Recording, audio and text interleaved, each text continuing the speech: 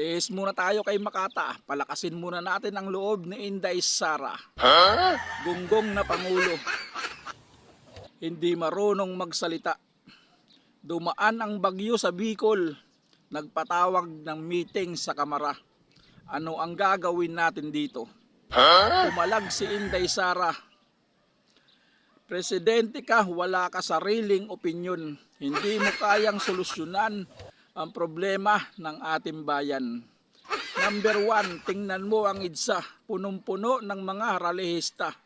Hindi na madaanan na sasakyan ang kalsada. Anong ginagawa mo? Baba na, aakyat si Inday Sara para solusyonan ang problema ng ating bayan. Buong mundo nagluluksa sa ginawa mo sa amahan niya. Amahan niya na nag-endorso para maging ganap kang Pangulo. Amahan niya na nagpalibing sa amahan mo. Pangulong walang respeto sa pamilya Duterte.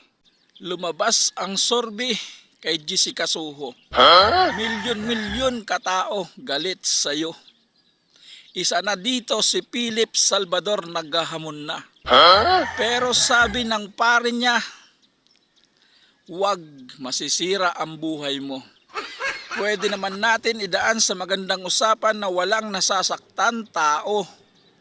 Mapamuslim man o Kristiyano, iisang lahi natin Pilipino.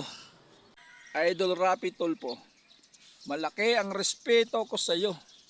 Alam kong kaya mong solusyonan ang problema ng magkabilang partido.